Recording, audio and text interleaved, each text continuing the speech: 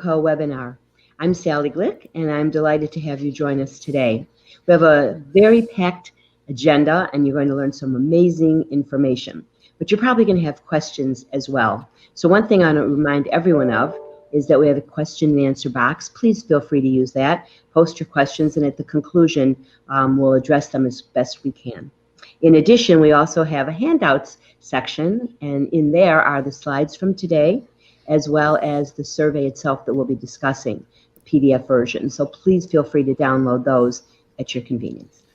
It is a great pleasure to introduce you to my good friends, Linda Zippo, who is the President and CEO of the Center for Nonprofits, and Susan Merrill O'Connor, who's the Director of Communications. Together, they're going to tell us about the New Jersey 2021 Center for Nonprofits Trends and Outlooks. The reason it's called Trends and Outlooks is because it's not just an opportunity to identify the changes taking place and the trends in the nonprofit community as well as within individual nonprofit organizations, but it also provides a chance for us to look strategically at what do those trends mean, to dig down a little bit deeper and think about not only the impact today, but what is the outlook for the nonprofit community as we move forward. So without further ado, I'm introducing my friends Linda and Susan, and they will share with you their insights, expert opinions, and the outlook of what this survey has uncovered for us regarding the nonprofit community. Thank you for both being here. Thank you, Sally.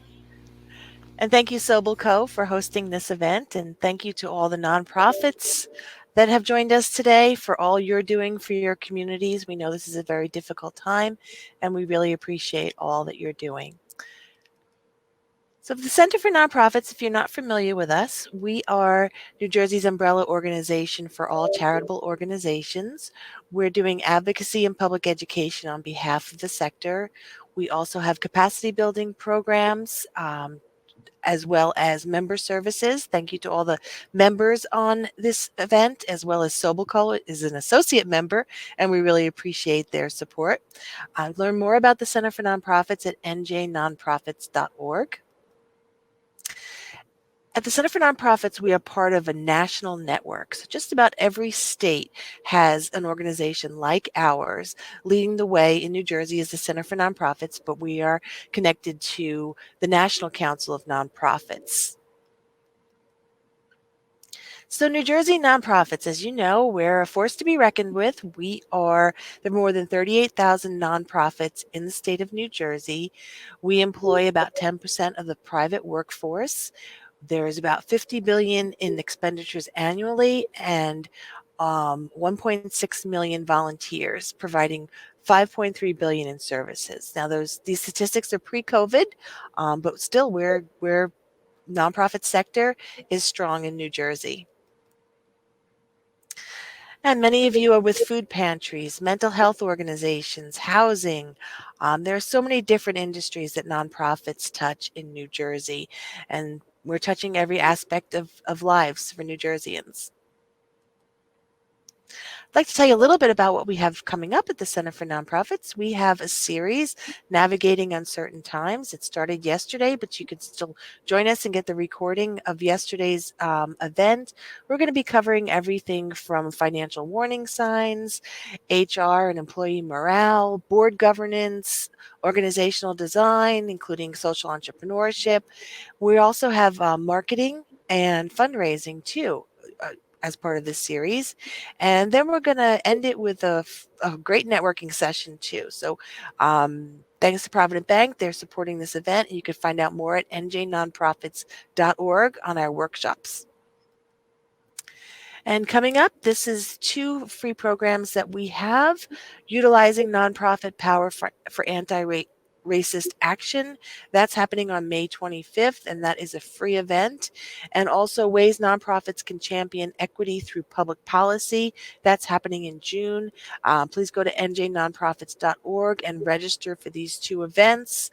Again, these are free, and we really want you to take advantage of what we have here. Open now is our salary and benefits and diversity survey. If you're with a 501c3 in New Jersey, please complete the survey. Even if you don't have employees and you're all volunteer run, we still want you to fill out the survey, and everybody that fills out the survey and completes it will get a free copy of it. This is a $350 value, so you really do want to complete it in order to get that free copy, and it can help your organization with planning, budgeting. Just check out to see what other organizations are paying their staff and what type of benefits they have. Okay, I'd like to thank Sobel Co. and also the Horizon Blue Cross Blue Shield Foundation for supporting our New Jersey Nonprofits 2021 Trends and Outlook report. My colleague Linda Zippo will be talking about the report in a moment, but I also want to get a feel for who's in the room. So I'm going to launch our first poll. What is your role in your organization?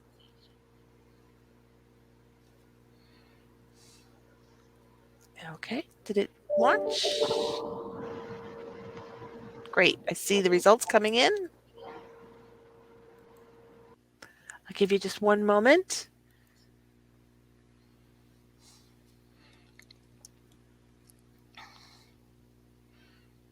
Okay, now if I close it, you'll see the results, right? Okay, let's see.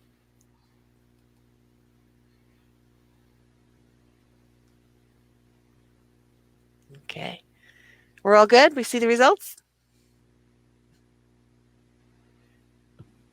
Yes, Susan, we do. Okay, wonderful. Thank you. Okay, so without further ado, I'm going to introduce my colleague, Linda Zippo. Linda is the president and CEO of the Center for Nonprofits. Linda, take it away.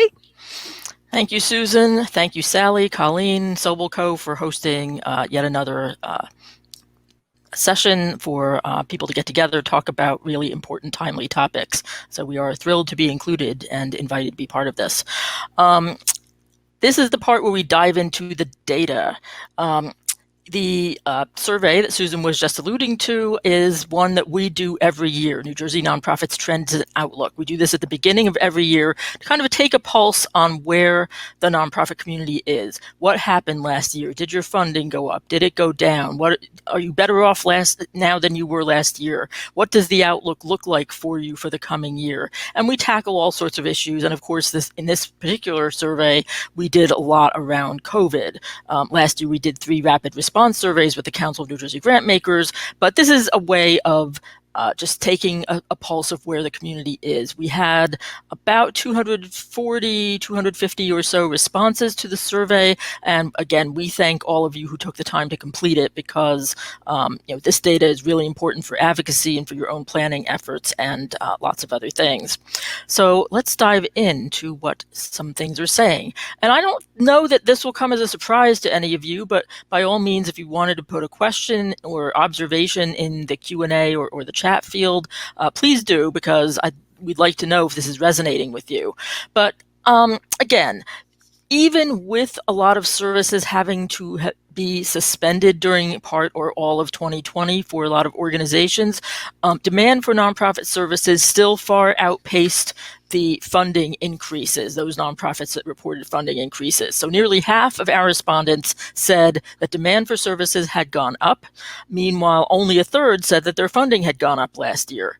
There are serious implications to this as far as service delivery is concerned, because of those who said that their demand had gone up, only 3/4 said that they were able to serve more people in the same period. So we're talking about increasing community needs and some challenges with respect to the ability to meet those. We also asked questions about revenue. What happened to your revenues last year? And unfortunately, only about half of our survey respondents said that they had lost revenue during the previous year. And most of those did give an estimate as to what that was. And collectively, they reported that they had lost, among these 200 some odd organizations, more than $76 million due to the crisis. The reported losses ranged anywhere from $500 to $40 million, with a median reported loss of $100,000 per organization, and amounting to more than 20% of their budgets. So this is serious stuff, and if you extrapolate this to the sector at large, these losses are pretty staggering. And this is what our respondents have been saying about the situations that they're dealing with. I mean, the impact has been a little bit uneven, but the pandemic, of course, has affected everyone. I'm just going to pause for a second and just let you read those because they're pretty compelling.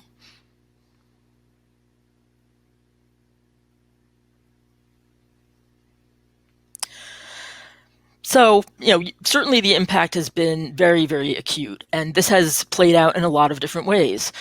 More than a quarter of our respondents said that they had laid off or furloughed staff in 2020, and by the time we had taken our survey in February, half of them had still not restored any of these cuts or positions. Only 30% of our respondents said that they took in more revenue than they had spent last year. So again, this is not, if not surprising, it's certainly still sobering because we have a long way back. And this is not unique to New Jersey. The Johns Hopkins Center for Civil Society Studies has been tracking jobs data every single month since the pandemic began. And right now, as of March 31st, nonprofit jobs were still down by over 800,000 positions since the pandemic began. It's a little better than it was when it was almost a million, but still we have a long way to go to get back, and that's a really important piece. This slide is a little bit busy. It will show up better when you get the slides in the mail, but what this does in email, what this does is it depicts different funding sources and whether our respondents said their funding had gone up, down, or stayed the same from each of those sources. I just want to point out a couple of things. Special events, which is toward the middle of the slide, this big orange bar are the percentage of organizations that said funding from special events went down last year. Again, this is an indicator of how many events had to be canceled, or especially for the arts community, had to be shuttered entirely.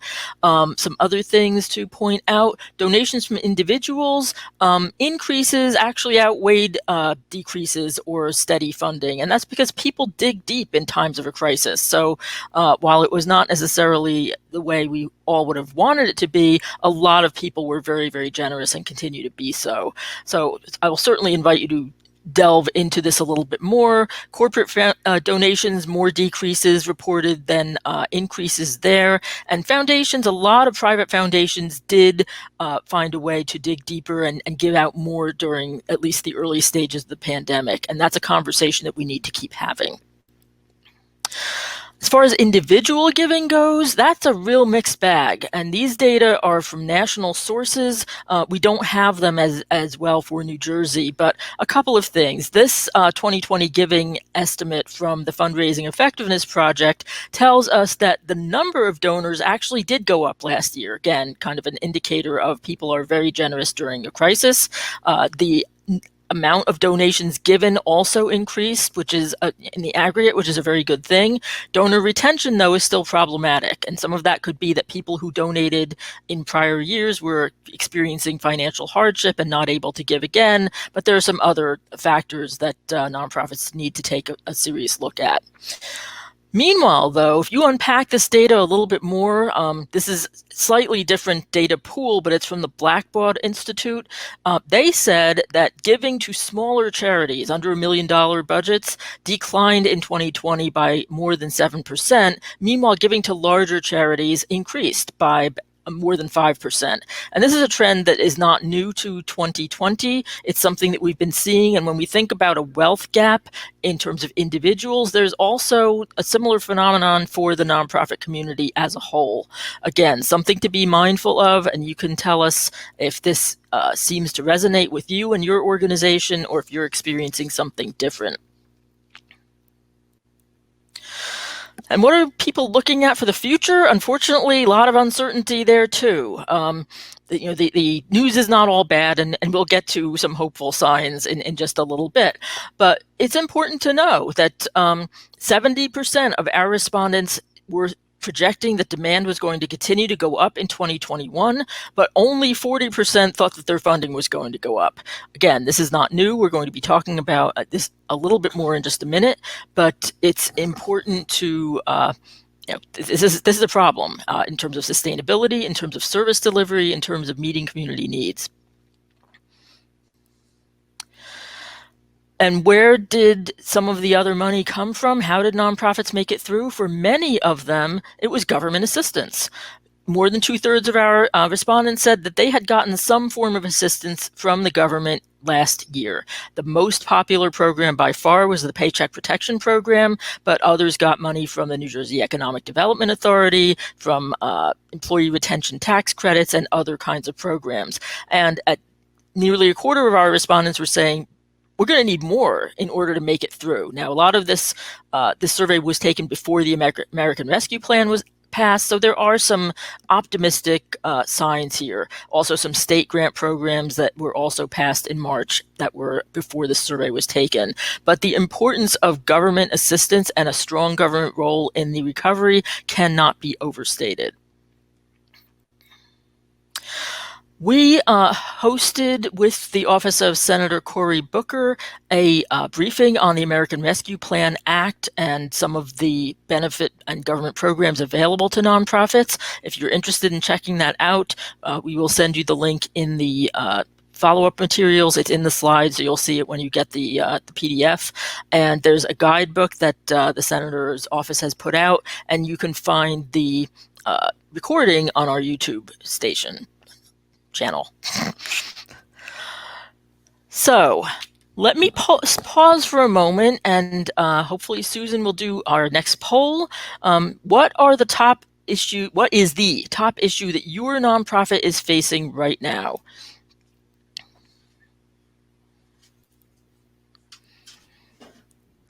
And I'm going to ask Susan when people are done to read the results of the poll, because I cannot see the results of the poll. Or at least I couldn't last time. I see them coming in.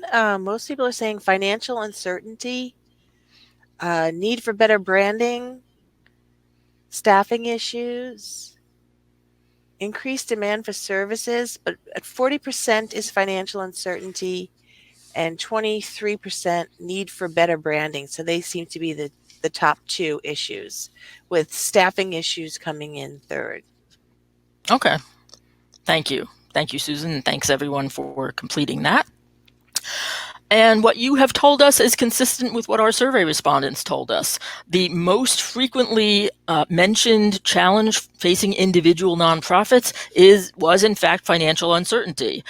This was followed by the need for branding, better branding and communications, the need for a stronger board. That's always one of the top issues that people talk about, COVID-19 recovery, and the increased demand for services. So, and rounding out the rest of this were a number of other key infrastructure concerns. The need for strategic planning. How hard is it to plan in a situation like now, where things are hard to anticipate and the situation is constantly changing? Staffing costs, being able to afford good staff and provide good benefits for them and pay them and compensate them well. Remember, please complete the salary survey so that we can get better, more current information about that. And of course, the need to advance diversity and cultural competence in individual organizations. Obviously, there is a growing awareness about that. There's a heightened urgency there. We also ask very quickly about the trends, not only about your individual organization, but the top trends affecting and challenges affecting the nonprofit community as a whole. And the top challenge identified by our respondents was foundation and corporate funding, making sure that those relationships and those funding levels are maintained, followed by COVID-19 recovery. And third was diversity and equity, advancing diversity and equity in nonprofits. And this is followed by, actually tied with, infrastructure and capacity building and attracting good, strong boards. And there were a number of other issues that rounded that out. But this is the heightened awareness of the need to advance diversity and equity is, again, hard to overstate that. The pandemic really did lay bare the inequities and the human and economic toll of years of underinvestment in key infrastructure supports and in communities of color. The disparities were always there, but the pandemic has really exacerbated them. And as nonprofits, we need to recommit ourselves, through our programs and operations, our internal workings, but as well as externally through advocacy, systems change, and partnerships to advancing an equitable society and advancing diversity and anti-racism. This is absolutely an imperative, and it's not only because it's the right thing to do, it's because we're better off, we're all better off as a result. There's no sidestepping it. We absolutely must integrate this into everything that we are doing. And there is a recognition of that. In our survey, as we mentioned, 40%, that's more than when we started to track this question a number of years ago, 40% of our respondents said this is one of the most important things that we need to be doing. And almost a quarter of our individual organizations said the same thing. So what are nonprofits doing? They're doing a lot of what you would expect. And again, tell us if this is resonating with you. Nonprofits are seeking new and alternative resources to do the work, money, volunteers, other kinds of support. Of course, many organizations converted their events to virtual. They're ramping up their advocacy. We need to change the system that we're operating in. Collaborating more. I always maintain that nonprofits get a bad rap unjustly for supposedly not collaborating, but nonprofits are very creative, and that was more apparent than ever over the past year. Obviously, adjusting programs and budgets, always essential, but especially now, and sharing services, examining mergers, looking at more formal kinds of arrangements and partnerships. And some organizations, took this time during the pandemic to really recalibrate what they were doing. Some said they were looking more at emotional and mental health and well-being and adding those kinds of components to what they were doing. Others said, we took a break. We took a step back to really re-examine what we're doing, look at our vision, and try to advance our communications in that way. So that's just a handful of what people are doing. And then, of course, we're segueing into, we're looking at hopefully some light at the end of the tunnel with respect to moving past this and getting to reopening. So let me turn things back over to Susan to talk a little bit about that. Thanks, Linda. So I have a poll question for you. What is the status of events that you have planned for the rest of the year? Are you going to be doing your events virtually for the remainder of the year, in person, or maybe going back to a combination, or it might be too soon to tell? Many of you are saying too soon to tell.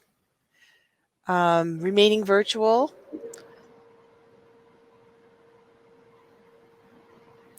Some of you are doing both virtual and in person. I think that is so far the top one. Let's see. I'm going to close this poll. Don't forget also to feel free to ask questions in the Q&A.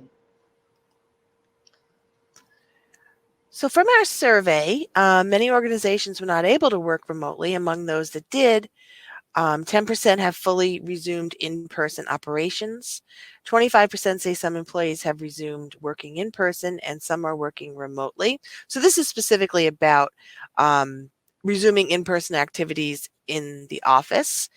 26% are waiting until a vaccine is widely deployed for employees and clientele. When we launched the survey, it was before the vaccines were available. And 10% have made remote operations permanent for all staff.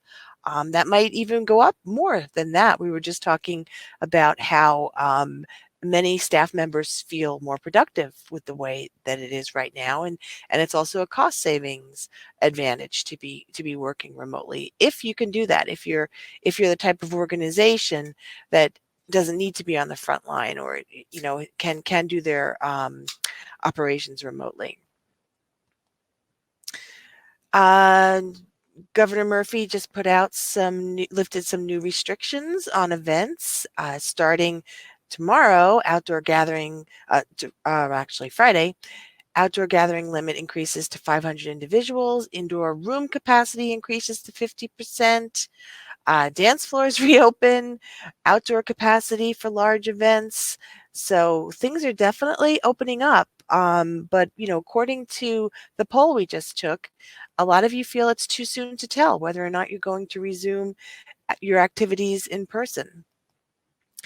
Effective May 19th, the 50% capacity limit for indoor and outdoor settings or businesses currently covered by a percentage base cap will be lifted. So while that's good news, still we all need to be social distanced, and masks need to be required. So it's still unpredictable on what organizations will be doing. Here at the Center for Nonprofits, we'd love to have our conference in person, but it looks like we will be virtual again. And we really appreciate that so many of you come out to our events as well as Sobel's events. And while we can't see you in person, we certainly do love seeing you virtually. For those of you that are opening up your offices, we know many of you never closed and many of you never stopped operations. But if you're looking to get your staff back into the office, we have a guide on our website. It's free to download as a PDF. There's also a webinar that we did a while ago, but we update this frequently, so you might want to check it out. It's on our website, njnonprofits.org, and it shows some best practices and considerations for nonprofits reopening, and it's on our COVID-19 resource page. And I will turn it back to Linda. Linda, Okay. you're muted? Okay, No, great. I know I'm not muted. So there, not this time, not this time. No, the bottom line here is, as we all know, everyone on this call is either a nonprofit themselves and or a champion of a strong nonprofit community. And if the pandemic has not shown us anything else, and obviously it has, it's how important nonprofits have been to keep people going, to treat people, to provide care and comfort, and keep our communities as whole as they can be, and help to guide everybody through. Nonprofits, in terms of partnering with the government, in terms of being on the front line, being that first or sometimes last source of assistance, from providing inspiration and psychological and moral and mental assistance. It's hard to overstate just how important nonprofits have been. But of course, we also know, in addition to the trends that we've been seeing in our survey, nonprofits are operating in a really volatile environment. This is not of our making, but we've got the human and social impact of the pandemic. We've got a tremendously polarized public policy and political climate. We've got the wealth gap, which is wider than ever. We've also got challenges and opportunities that technology presents. And of course, we've got the renewed and heightened push to address racism and racial inequality. So those are just a few of the trends that nonprofits are seeing. But amidst all of this, and this is also sadly not new, and it's not unique to New Jersey, nonprofits for quite some time have been operating under a disturbing trend where demand and expenses far outweigh the funding. So demand continues to rise, expenses continue to rise. Meanwhile, funding is not keeping pace. And what the result here is a capacity gap. It's not sustainable, and we need to not only address this in our own organizations, but we need to have this conversation with our partners in the funding community, in the legislature, and everything else. And this is a visual depiction of what happens here. The fact that nonprofits have been chronically underfunded forever, not forever, but a little hyperbole there, but for literally decades at this point. If you've got a good, well-funded nonprofit, it will look like this very strong, solid tower here. But what happens if we've been chipping away time, year after year after year, from some of the infrastructure supports that nonprofits need to function. And you can do that for a little bit of time. And by some views, the tower will still look pretty good, but you can see that it's starting to weaken. But you keep doing it, and the disaster is going to happen, and things are going to collapse. And we have seen that, not just in the pandemic, but in other places as well. And the consequences are the services that can't be provided, the people who are left without places to turn. And this situation has gone on far too long. You can go back and look at a 2009 paper called The Nonprofit Starvation Cycle, which is just one indicator and one alarm that academics and advocates have been sounding about this. So this is a conversation that we need to have with our funders and our champions and our policymakers in government. So what can we do? What are we doing? Well, this respondent kind of said it best. They said our organization has learned how to reinvent what we do and how we do it when unforeseen transitions and events occur. And that has to do with planning. It has to do with keeping up relationships. It has to do with being nimble, which is, easier said than done when you're in the midst of a pandemic. But that's what nonprofits are famous for doing in a crisis and even when times are good. So what nonprofits have told us that they're going to continue to need, number one, of course, funding, resources. But along with that is the flexibility to be able to use those resources in a way that they see fit so that they can be nimble in meeting community needs. Stable sources of funding in the form of multi-year grants were available, just knowing that there's some predictability there and that things are not quite as volatile. That's critical. Communications and information. Communications is a multi-way street. You need to communicate outward with all of your partners and stakeholders and the organizations that made it through perhaps with a little bit less difficulty were able to do that more did that more effectively from the outset. But communications from your partners as well. So again, absolutely a two-way street.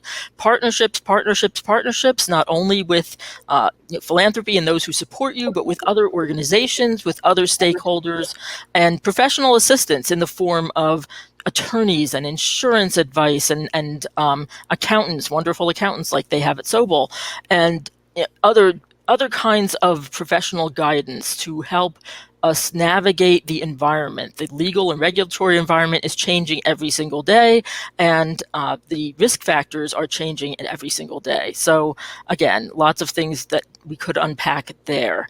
But I'll stop it there, and let me turn things over to Susan, unless there's something we're going to, we do want to hear from you, and we'll look at the chat and make sure that we are having this conversation. But let me send things over to Susan first. Oops.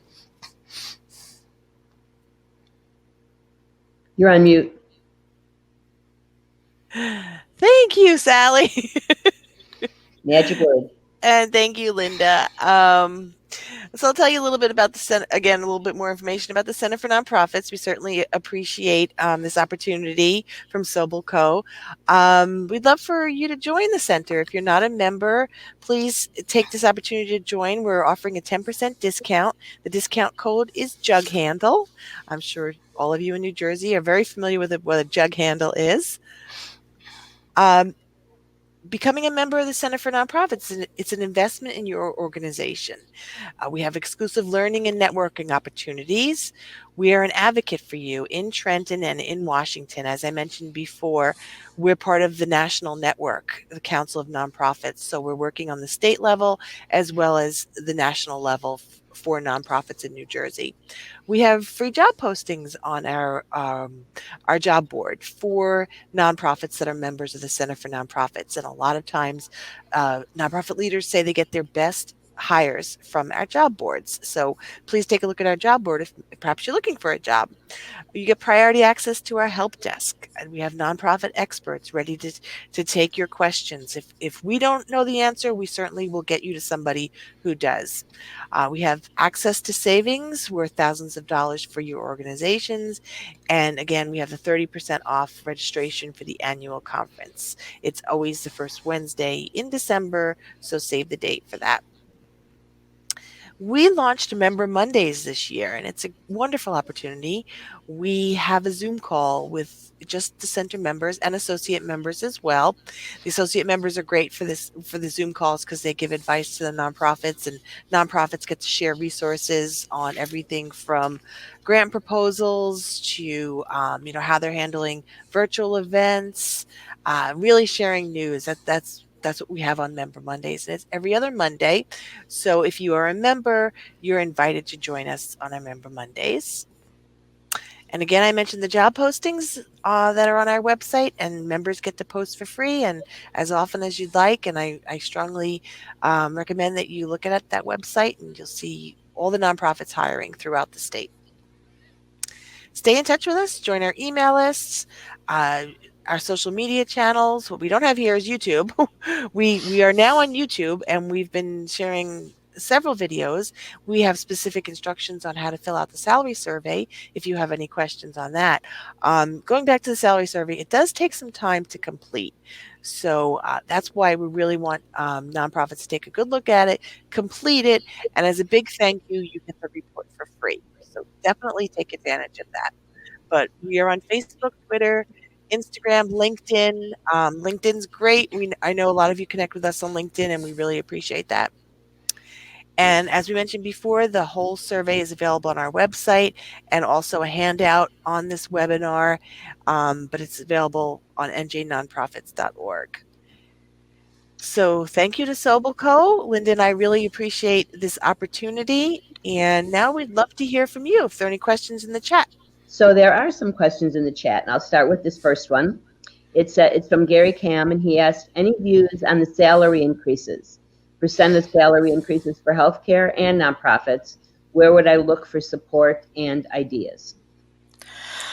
Well, at the risk of being too repetitious and too much plugging our survey, that's what our salary survey is designed to show. We do have a survey from 2019, but the 2021, which will be published a little bit later this year, will have that kind of information. We were asking if salaries increased, if they decreased. We do parse it by sub-industry, by budget size, by all sorts of other criteria. And of course, the more responses we get, the better the data is. So if you would like to send us your email in the chat, or if Sally or Colleen already have it, we can send you some other information if you're really on a tight time crunch and don't want to wait for our report. There are some national studies or some others, but our survey is going to look for is going to track that information. So there'll be a lot more in the salary survey. And Linda, I know you mentioned 2019. We are all kind of lost 2020 anyway. So in a way, 2019 is not maybe that far off. Is that still on the website? The 2019 is available for purchase. Members get a discount, but it is still available. Absolutely. Right. And Gary has put his email in the Q&A, so we'll have that for you. I have another question. This one's from Beth Heyer, a longtime fan of the nonprofit community. What impact has virtual schooling K through 12 had on the ability of your employees and volunteers to complete their work effectively? There's a COVID hot potato. I'll start, but I'd love to hear from people on the call who are dealing with this firsthand as well.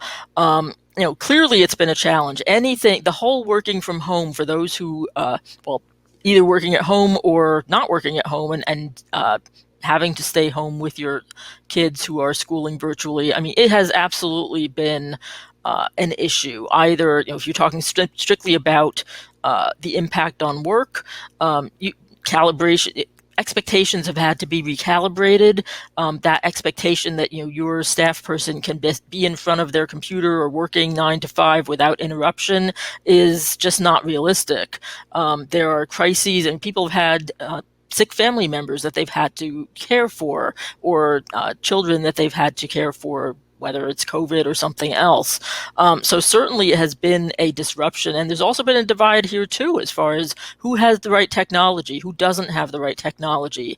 A lot of parents having to take on much more in the way of teaching responsibilities because of the changes in the just because of the circumstances.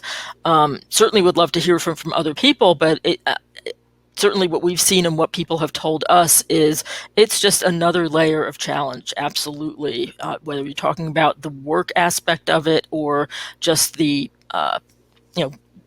impact on families and interactions. And education, obviously. What is this the generation or the are these the kids that get left behind if they're not learning effectively? In a related question, which I'm curious about, it's not necessarily here, and it's not about the workers and the volunteers because they're caught with young children at home that they're homeschooling and change the dynamics in their family. But I'm curious in terms even of just volunteers, when you have to have social distancing and certain protocol to remain safe, and you're used to having volunteers, whether it's a food bank or other situations, what are you hearing regarding that as well? It's a related idea, simply another COVID problem. Well, that's certainly what we've been hearing is that's certainly been a problem. There are some organizations whose volunteers perhaps are older than the general population who did not feel that it was safe to go out and volunteer. Some organizations, did pivot pretty quickly and were able to implement some really strong safety protocols, but it has absolutely been an issue. And again, encourage other people to chime in the chat or with what they're experiencing. But that's what we've seen. And you saw the quote from one of our respondents who said, if we can't get our volunteers back up, we may have to shutter because especially for small organizations that are really dependent on volunteers, it's been an issue because a lot of volunteer service needs to be done in person. It can't be done remotely or by other means. Thank you. There's one here from Michael Tozzoli. He says, great presentation. We like that part. Question. The nonprofit community really stepped up during COVID. How can we best to utilize that amazing work that was done to help build our brands and communication channels? He's with West Bergen Mental Health Care. I'll start with the policy wonk in me, which is make sure that you capitalize on this, and I use that word kind of deliberately, when you're talking to your public policy makers and whatnot. I mean, we and many other advocates have been very, very pointed in terms of pointing out that nonprofits absolutely did step up. Think about what would have happened if nonprofits had not been there to provide the kinds of services and to shift quickly to address the changing circumstances. But that has to we need to find a way to sustain that, and both for the nonprofit community as a whole, but also for individual organizations. And Susan, do you have some thoughts about the individual or any of the aspect of that on communications and keeping that brand strong? Definitely. I mean, sharing your story. Habitat for Humanity in Bergen County, they got some publicity because they had built desks. They were building desks for the students that were now at home doing homeschooling. And nobody thought that maybe, homes need desks, extra desks. So they really got their story out there, which helped their brand, helped their mission.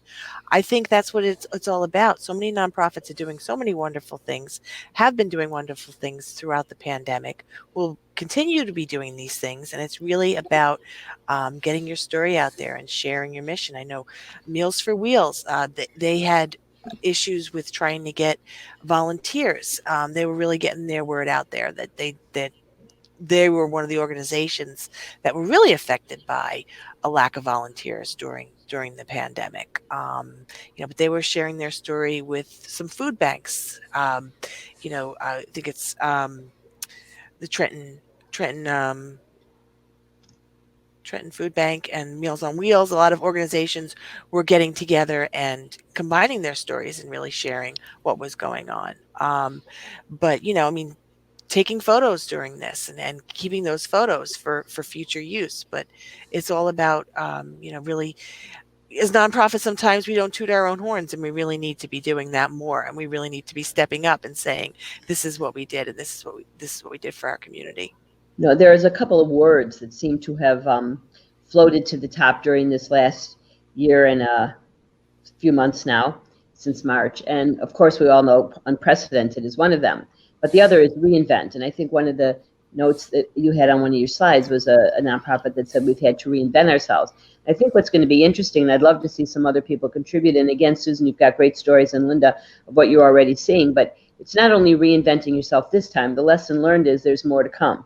There's always some reason for having to reinvent. Nobody just gets past it and says, oh, now we're good, take a deep breath. We're going to be this way for the next 30 years.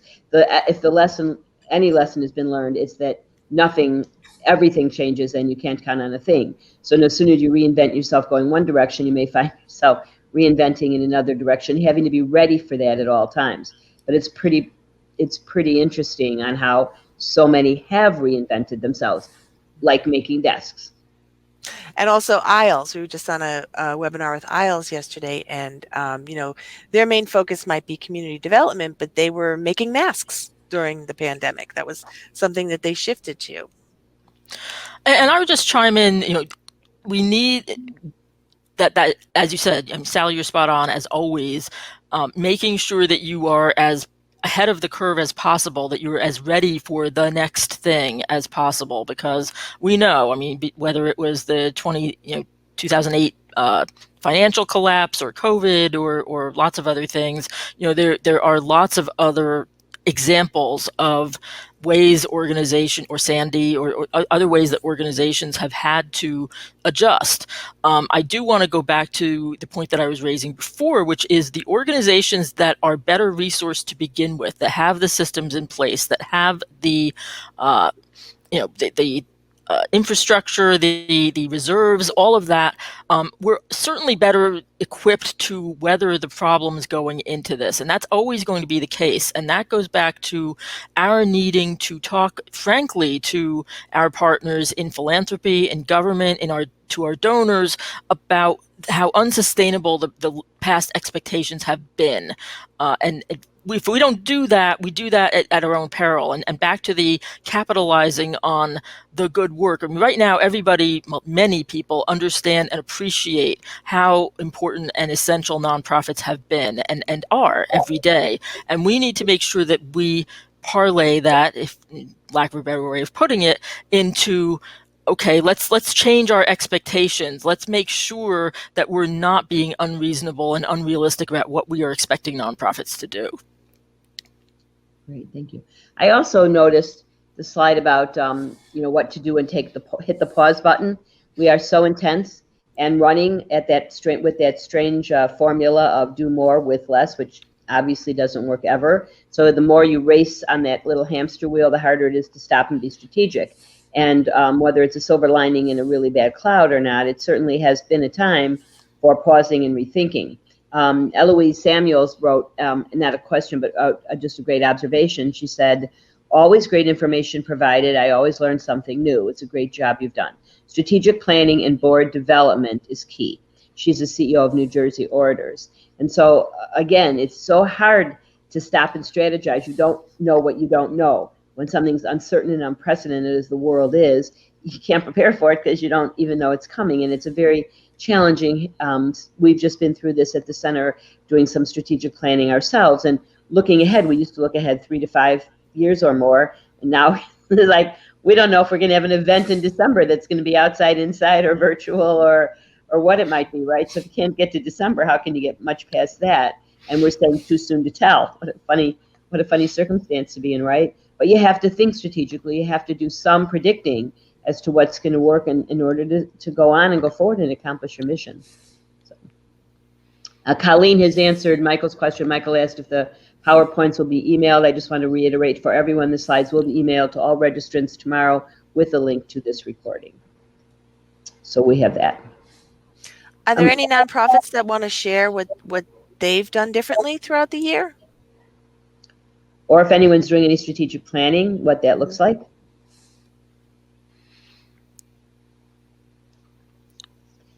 We hear a lot of conversation rumblings about more and more stuff being in person, but it's still a challenge because people just don't have enough to go on. Now we've all learned that we don't know what we don't know. Are you seeing anything, any of you, our members, doing something extraordinary or not, or ordinary, either way? Ordinary is extraordinary at this point, right? Well, our members are always doing extraordinary things. I set that one up for you, Linda. Yeah, I mean, Susan talked about a couple of examples, but it's just been the way that people have been able to adjust and pivot and partner together to provide, continue to meet needs under very, very challenging circumstances. Somebody it might have been Trenton Area Soup Kitchen, or it might have been somebody else. They set up a drive-through window to provide services safely. So plexiglass was all set up and whatnot, but people could continue to be served. And there have been those kinds of. It sounds like a pretty small and basic thing, but those are not basic things. It requires creativity. It requires some money to actually retrofit your facilities, a lot of different things in terms of changing functions. Susan talked about aisles and the masks, but a lot of it is just it's a story about perseverance, as nonprofits always do. And so I think that's kind of one of the other takeaways, that nonprofits are always there first. Nonprofits are there for the long haul, and that's why we need to not take them for granted and continue to sustain them. And also the YMCA of Greater Monmouth County, they were a vaccine center. They set themselves up, and Governor Murphy came and visited them and talk about telling your story in your branding. Publicity came from that. But that's, of course, part of their mission, serving the community. And it was wonderful that they got recognition for that, too. I think also the one thing that sometimes troubles me is that there's such a wide swath of different kinds of nonprofits. And clearly during a time like this where there's economic stress and health stress, you look at the mental health organizations, the family programs, and food banks where people are out of work and there's miles long at Thanksgiving waiting for food. That all tugs at your heartstrings. But without the arts, we lose so much of our hope and our humanness. And I think the arts also have stepped up and done the best they could with shuttered doors and blackouts in stages, and trying to bring music and art and life to the community as well. I mean, there's no end to the roles that nonprofits play. It's not just your local library, although that's a critically important place to be. Yeah, and that's absolutely. I mean, think about back to what you just said about the arts. I mean, a lot of what sustained people during all this period of being shut in have been artistic functions. I mean, you look at the what you see on either television or what you've been able to see online and whatnot. It doesn't always have to be a live performance, although we certainly would love to see them get back to them. That's clearly a problem, and and a need. But the whole aspect of the toll that this has taken from people who have been affected directly from a health perspective, and people who've lost loved ones, to real risk of burnout in the sector, because everybody's been going at 110, 120% nonstop for so long, and addressing that mental health aspect is going to be critical. And just back to mental health and pivoting, the whole turning to telehealth and adjusting that way, I know is a huge undertaking for some of the mental health organizations that we've heard from as well. And who would have thought the virtual table read would be a trend, for the arts organizations? How many of them have done that, which is great entertainment for those of us that have been stuck at home. Well, I also think the use of technology, one of the things that's going to cause the most, I think, one of the things that will cause the most concern is giving up the pluses. So board members, I'm sure our members, our own board at Center for Nonprofits, as well as others, are finding a great uptick in attendance, right? Because I don't have to leave Livingston and drive to Mercerville for a meeting that I very much want to participate in, but it's much more difficult on the phone. So then you feel compelled to attend, right? And it's an hour away. So you hate to give up the convenience that has come and emerged as essential because we couldn't get together in person. And yet at the same time, you want things to go back to an environment where people see each other in the same room. And it's hard to give that up, the convenience alone and the time savingness of some of the things that have emerged from this pandemic will probably be in place for quite some time because of the fact that they fill a role. Absolutely.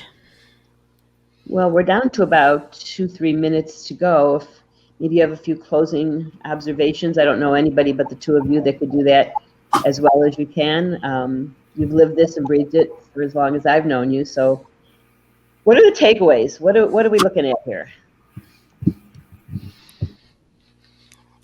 I guess I would say there's a lot of takeaways here. Was it not a trick question? So No, I know. I'm trying to distill it quickly. I mean, communication, advocacy, planning, those are big pieces of how we get through this. Communicating with each other, partnering together. Nonprofits, as they always have been creative and persistent and stepped up, and we need to make sure that we can provide the resources that are needed to continue to evolve and move ahead. I think there's a lot of recognition that whatever normal becomes, it shouldn't be the way it was. The last normal wasn't necessarily perfect. There's a lot of improvement to be made. So we have some work to do on that front as well. But that's really the key. Let's change our landscape so that the next time, and there will be a next time, perhaps we're even a little bit better equipped to address it. And one of our participants, Michael Tizzoli, just wrote, and he summed it up perfectly, Linda, exactly as you put it. We've had to completely and utterly change how we practice mental health. We are currently assessing what has been positive about what has happened while we pivoted, but not necessarily going back to the way it was. Exactly as you said.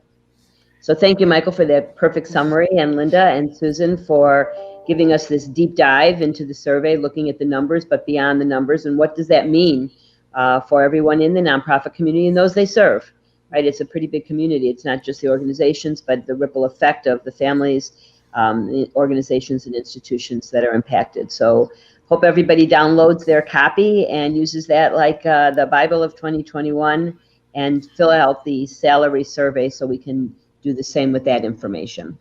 I hope everyone has a wonderful day, rest of the day, and that we see you all again soon. SOBLCO has quarterly webinars as well as roundtables for board chairs and roundtables for executive directors. We hope you'll check our events calendar and join us at a program soon.